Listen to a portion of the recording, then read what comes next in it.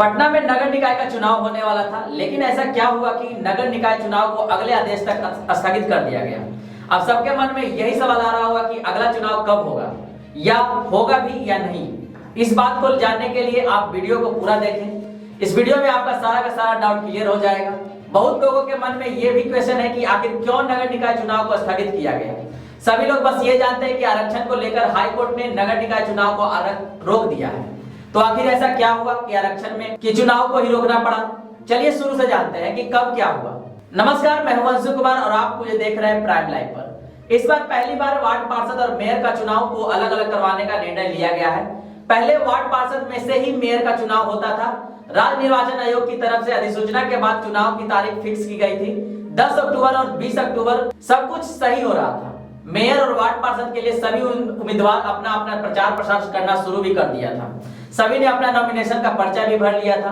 हर एक वार्ड से कई उम्मीदवार ने अपना पर्चा भरा था। लेकिन सारा कुछ होने के बाद राज्य निर्वाचन आयोग एक अधिसूचना जारी करती है और उसमें यह कहता है कि 10 अक्टूबर और 20 अक्टूबर को होने वाले नगर निकाय चुनाव को तत्काल स्थगित किया जाता है। उसमें कारण के रूप में ओबीसी ईबीसी आरक्षण को लेकर बताया गया।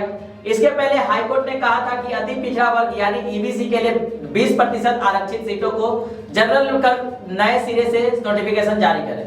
इस फैसले के बाद 10 अक्टूबर और 20 अक्टूबर को होने वाले नगरपालिका चुनाव पर फिलहाल रोक लग गई है। दूसरी डेट जल्द ही जारी की जाएगी। इसमें यह कहा गया कि नगरपालिका चुनाव में बगैर ट्रिपल टेस्ट के पिछड़ा वर्ग को आरक्षण दिया गया था। इसे चुनौती देते हुए सुनील कुमार ने सुप्रीम कोर्ट में रिट याचिका दायर की थी। सुप्रीम कोर्ट के आदेश पर हाई कोर्ट के इस मामले की सुनवाई चल रही थी। बीते गुरुवार को इस मामले की आखिरी सुनवाई हुई थी और मंगलवार को इस पर फैसला सुनाया गया था। कोर्ट ने माना कि राज्य सरकार ने सुप्रीम कोर्ट के फैसले के तहत बगैर ट्रिपल टेस्ट के ईबीसी को आरक्षण दे दिया। राज्य निर्वाचन आयोग ने सुप्रीम कोर्ट की गाइडलाइन का पालन किए बिना ही चुनाव करा रही थी। इसको लेकर आयोग को हाईकोर्ट ने फटकार भी लगाई है। 28 और 29 सितंबर को इस मामले की हाईकोर्ट में सुनवाई के बावजूद कोई अंतिम फैसला नहीं हो सका था। निर्वाचन आयोग के विशेष कार्य पदाधिकारी ने बिहार के सभी डीएम सह निर्वाचन पदाधिकारी नगरपालिका को पत्र लिखकर कहा था कि हाईकोर्ट में चल रहे मामले से 10 अक्टूबर के चुनाव में शामिल प्रत्याशियों को अवगत कराया गया। निर्वाचन के बाद हाईकोर्ट का निर्णय आने पर वह प्रभावी होगा। राज्य चुनाव आयोग ओबीसी श्रेणी के लिए आरक्षित सीटों को सामान्य श्रेणी की सीटों के रूप में मानते हुए फिर से चुनाव की अधिसूचना जारी करे। इसके बाद चुनाव कराया जाए। ये निर्देश सुप्रीम कोर्ट के आदेश पर आधारित है।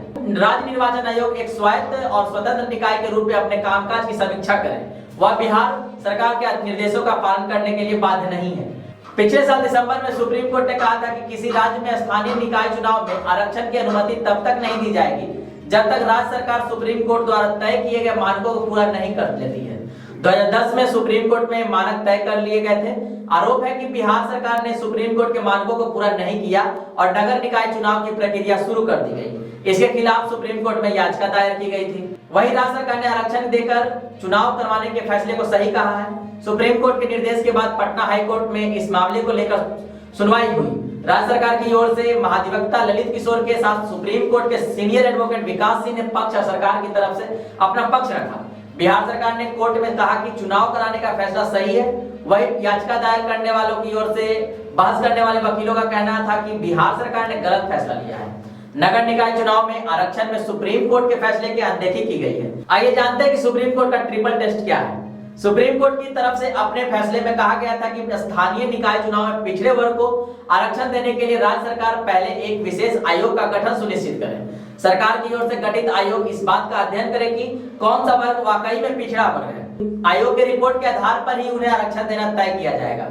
सुप्रीम कोर्ट ने यह भी कहा था कि आरक्षण की सीमा 50% से ज्यादा नहीं होनी चाहिए। सुप्रीम कोर्ट ने कहा कि अगर राज्य सरकारें इन शर्तों को पूरा नहीं करती तब तक अगर किसी राज्य में स्थानीय निकाय चुनाव होता है तो पिछड़े वर्ग के लिए रिजर्व सीट को भी सामान्य ही माना जाएगा। कोर्ट द्वारा इन सब मानकों को पूरा करवाने की बात की गई थी, लेकिन सरकार ने क्या किया आपको बताते हैं। चुनाव से पहले आयोग का गठन नहीं किया। दूसरा, ईबीसी यानी अति पिछड़ा वर्ग को 20% अतिरिक्त आरक्षण दिया गया जो ओबीसी के आरक्षण से अलग है। इसके बाद आरक्षण की सीमा 50% से ज्यादा हो गई है।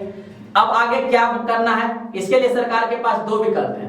जिन सीट पर पिछड़ा वर्ग को आरक्षण दिया गया है उन सभी सीट को सामान्य सीट करते हुए फिर से नोटिफिकेशन जारी कर चुनाव की अगली तिथि जारी करे, या फिर हाई कोर्ट के फैसले के खिलाफ सरकार सुप्रीम कोर्ट जाए। यानी दोनों स्थिति में तत्काल अभी चुनाव नहीं हो सकेगा।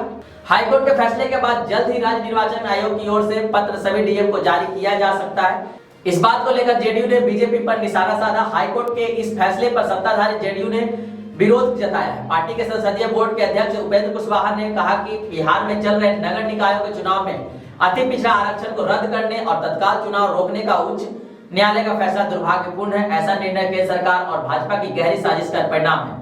अगर केंद्र की नरेंद्र मोदी सरकार ने समय पर जातीय जनगणना करवाकर आवश्यक संवैधानिक औपचारिकताएं पूरी कर ली होती तो आज ऐसी स्थिति नहीं आती। उन्होंने कहा कि केंद्र सरकार और भाजपा की इस साजिश के खिलाफ जदयू आंदोलन करेगा।